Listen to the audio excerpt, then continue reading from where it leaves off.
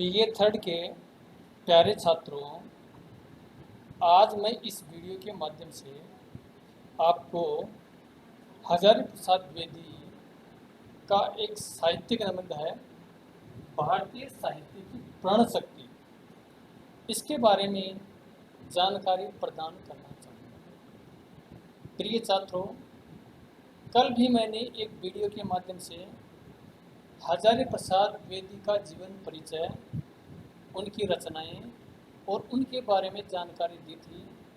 तो उससे आगे का यानी आचार्य हजारी प्रसाद द्विवेदी का जो निबंध है, भारतीय साहित्य की प्राण शक्ति, इसमें इन्होंने क्या व्यक्त किया है। तो आचार्य राम हजारी प्रसाद द्विवेदी एक निबंधकार, आलोचक, साहित्य का अध्ययन करने वाले और इतिहास लेखक, इतिहास का की जानकारी रखने वालों में इनका बड़ा ही महत्वपूर्ण स्थान माना जाता है। जैसे कि इनके नाम के पहले आचार्य शब्द लगा हुआ है, तो आचार्य शब्द इसी बात की पुष्टि करता है कि आचार्य वो व्यक्ति होता है जो किसी वस्तु के गुण और दोषों को परखता हो। तो आचार्य हजारी प्रसाद द्विवेदी भी, यानी चाहे आलोचना हो, चाहे निबंध हो, चाहे कोई लेख हो, तो उसमें इसको गहरी अध्ययनता के साथ में यानी प्रस्तुत किया है। और निबंध तो एक ऐसा विषय होता है कि निबंध व्यक्ति के भावों और विचारों को प्रस्तुत करने की एक विधा है। जैसे मान लीजिए एक ही कोई निबंध होता है, तो निबंध पर हर व्यक्ति से अगर निबंध लिखाया जाए तो वो अपने हिसाब से अपने भावों को और विचारों को अभिव्यक्ति प्रदान करता है।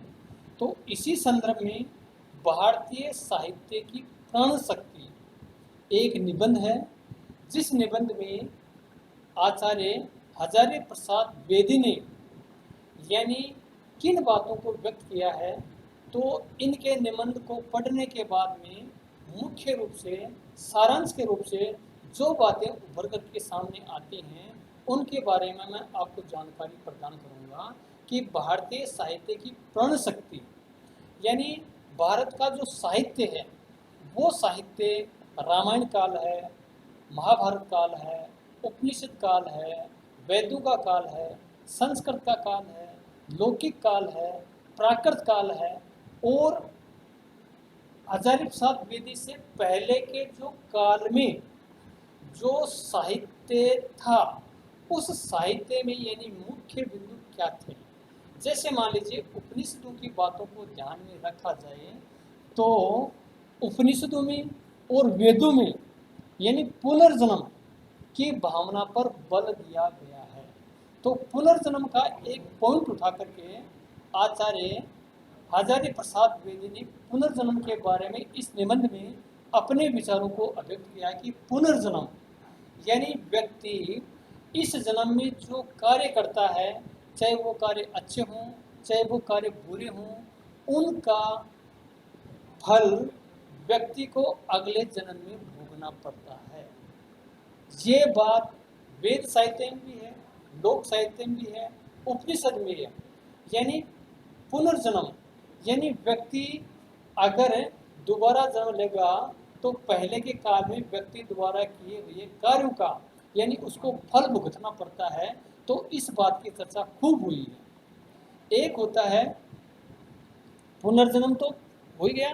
कर्म फल यानी कर्म फल के बारे में भी विद्वानों की और भारतीय साहित्य में इस बात का जिक्र हुआ है, इस बात की चर्चा हुई है कि कर्म फल यानी व्यक्ति को जीवन में अपने द्वारा किए गए कर्मों का फल अवश्य मिलता है, चाहे वो फल बाद में मिले, चाहे वो व्यक्ति अच्छा कर्म करे, चाहे बुरा कर्म करे।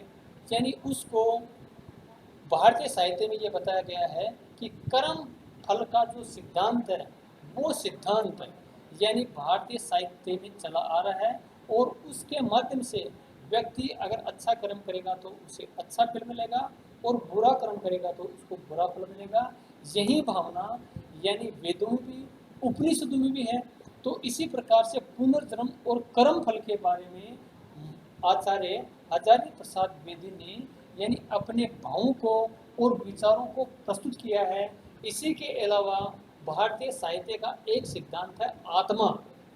तो आत्मा के बारे में हमारे जो साहित्य हैं, हमारे जो पुराण हैं, हमारे जो वेद हैं, वो कहते हैं कि आत्मा कैसी है, यानी आत्मा को जाना पहचाना नहीं जा सकता।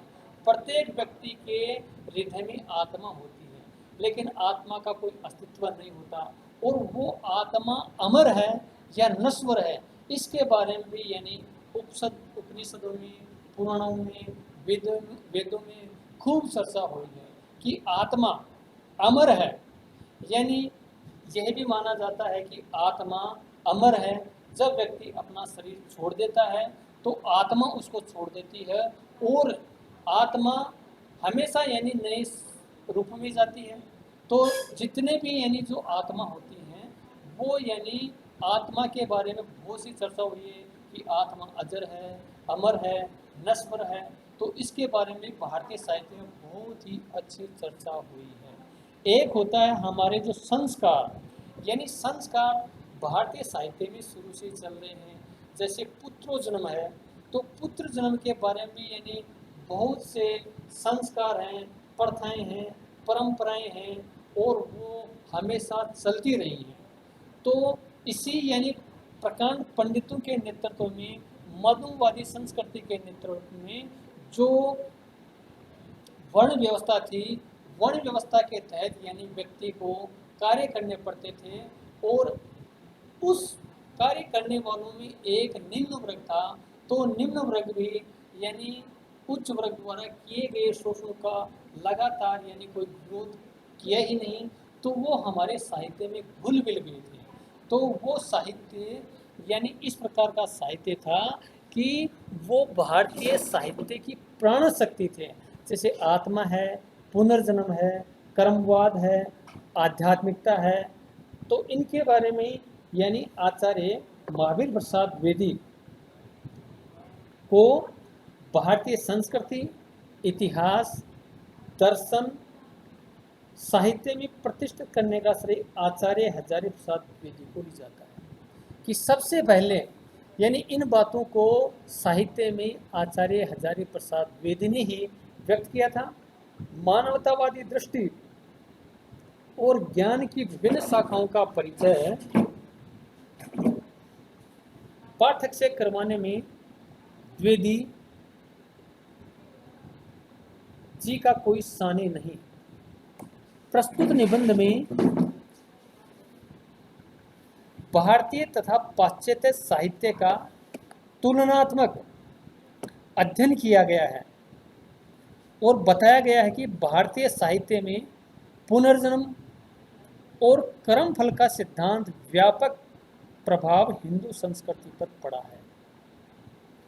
भारतीय दर्शन आत्मा जैसी स्थायी वस्तु को भी मानता है, और यह बात तो यानी प्राचीन साहित्य में खूब ज़्यादा मिलती है, चाहे वो प्राकृत साहित्य हो, चाहे लौकिक साहित्य हो, चाहे संस्कृत का साहित्य हो। ये बातें हमारे को भारतीय संस्कृति का जो साहित्य है उस साहित्य में खूब मात्रा में देखने को मिलती हैं। हमारा दर्शन व साहित्य आत्मा है, परमात्मा है, लोक, परलोक, ज्ञान और दर्शन से भरपूर है।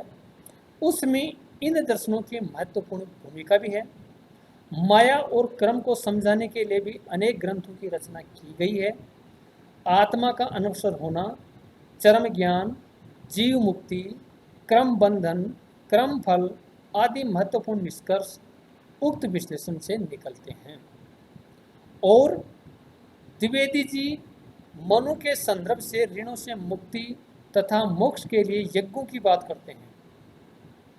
यानी ये कहते हैं कि इस जन्म में अगर व्यक्ति अपने पापों को उतारने के लिए यज्ञ आदि धार्मिक कार्यक्रम करता है तो उसके द्वारा किए गए अत्याचारों से उसे मुक्ति मिल जाती है।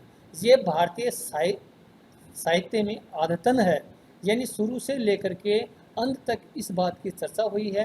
यानी चाहे वो कोई भी काल हो, इस काल में यानी ये सिद्धांत साहित्य का ही है।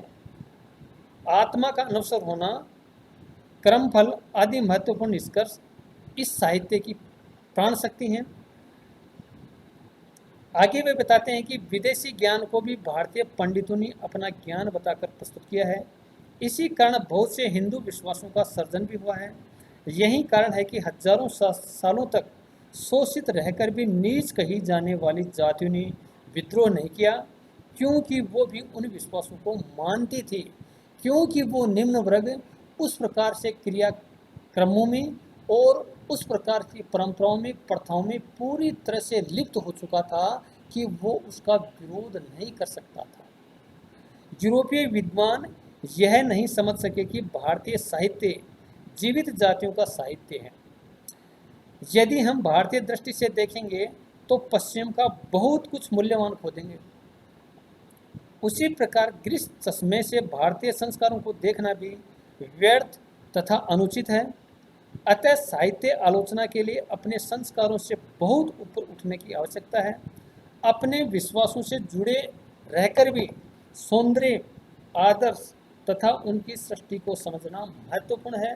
तो इस निबंध में इस प्रकार के विचारों को अभिव्यक्ति दे करके और आचार्य हजारी प्रसाद द्विवेदी ने इनको अच्छी तरह से समझाने का प्रयास भी किया है। और उन्होंने बताया है कि गीता में भगवान ने कहा है कि जिस प्रकार मनुष्य पुराने वस्त्र को छोड़कर नया धारण करता है, उसी प्रकार आत्मा जीर्ण शरीर को परित्याग कर नवीन शरीर धारण करती है। ये बात गीता में लिखी गई है।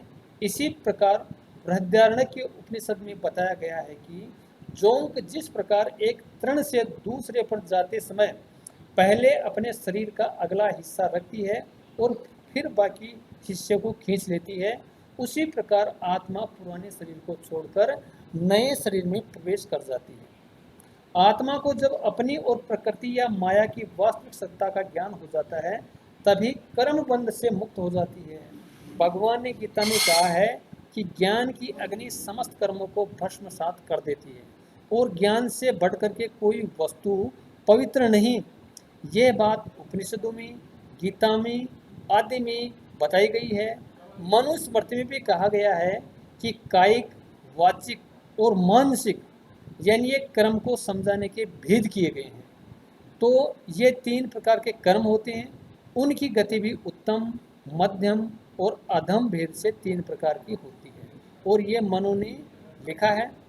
इसी प्रकार से आत्मा के बारे में आचार्य हजारी प्रसाद द्विवेदी कहते हैं कि आत्मा अनिश्वर है, यानी वो कभी नष्ट नहीं होती, उसका कोई रंग नहीं होता, उसका कोई रूप नहीं होता, वो अमर है, वो कभी मरती नहीं है। चरम ज्ञान प्राप्त किया जा सकता है, यानी आत्मा को यानी पूर्ण ज्ञान से प्राप्त किया जा सकता है। ज्ञान प्राप्त किए बिना जीव का छुटकारा नहीं होता। अगर किसी व्यक्ति को अच्छा ज्ञान नहीं है तो वो जीवन के बंधन से छूटता भी नहीं है। और इसी बात को आचार्य हजारी प्रसाद द्विवेदी ने अपने निबंध में इसकी और भी व्याख्या की है कि ज्ञान प्राप्ति के लिए बुद्धि का शोधन आवश्यक है। शुभ बुद्धि से ही ज्ञान संभव है, यानी ज्ञान के बिना मनुष्य अधूरा है। और ज्ञान प्राप्त जब उसको हो जाता है तो वो क्रम बंधन, आत्मा, परमात्मा, जीव दया, कर्म फल, जन्म पुनर्जन्म आदि के बंधनों से भी मुक्त हो सकता है। और इतिहास इस बात का साक्षी है कि हिंदुओं ने अपने साहित्य में नाना जाति के ज्ञान विज्ञान को इस अपनेपन के साथ ग्रहण किया है कि पंडितों को यह निर्णय करने में प्राय ही अड़चनों का सामना करना पड़ता है कि कौन सा ज्ञान किस देश से ग्रहण किया गया है। बाहरी विद्वानों के ज्ञान को अपना बनाकर प्रकट करने की कला में कोई भी भारतीयों का मुकाबला नहीं कर सकता। सरियनों की राशि गणना, ग्रीकों का होरा शास्त्र, अरबों का ताजक शास्त्र, यशों की कवि प्रसिद्धियाँ, आर्यतर जातियों की आध्यात्मिक चिंताएं और देव कल्पनाएं, इस प्रकार आर्य मनीषियों की चिंता राशि मिल गई और ऐसी प्राण शक्ति पाकर जीवंत हो उठी है कि उसको अलग करना आज साहस का कार्य हो गया है। इस प्रकार से उन्होंने पुत्रोत्पादन के लिए भी यानी उन्होंने बताया है कि आवश्यक कर्तव्य है, इसके बिना पुरुष या स्त्री ब्रह्मचारी और विधवा के अपवादों को छोड़कर आत्मज्ञान के अधिकारी नहीं है। इसलिए पुत्रोत्पादन अर्थात पितृत्व या मातृत्व की प्राप्ति केवल साधन है, साध्य नहीं। अर्थात मोक्ष प्राप्ति के लिए सहायक मानी जाने वाली विद्या कहीं से भी ग्रहण करना, उसकी रक्षा करना और वृद्धि करना केवल उचित ही नहीं, आवश्यक कर्तव्य है। यह भी मोक्ष का साधन है। देवताओं या प्राकृतिक शक्तियों को संपन्न बनाना आवश्यक कर्तव्य है। तो हिंदू शास्त्र मनुष्य के लिए कर्म फल है, भोग है और ऋण चुकाने की व्यवस्था नहीं करते, वे कुछ धनात्मक कार्य करने का भी विधान करते हैं। तो इस प्रकार से यानी हजारी प्रसाद बेदी ने भारतीय साहित्य की प्राण शक्ति जो उनका निबंध है, उन निबंधों में भारतीय साहित्य में जो सिद्धांत हैं, उन सिद्धांतों के माध्यम से यानी यह बात कही है कि जो भी व्यक्ति इन सिद्धांतों में उलझता है और उलझने के बाद में उसको ज्ञान की प्राप्ति हो जाती है, तो वह कर्मबंध है, पुनर्जन्म है, कर्म फल है, आत्मा है, परमात्मा है आदि से छुटकारा पा सकता है।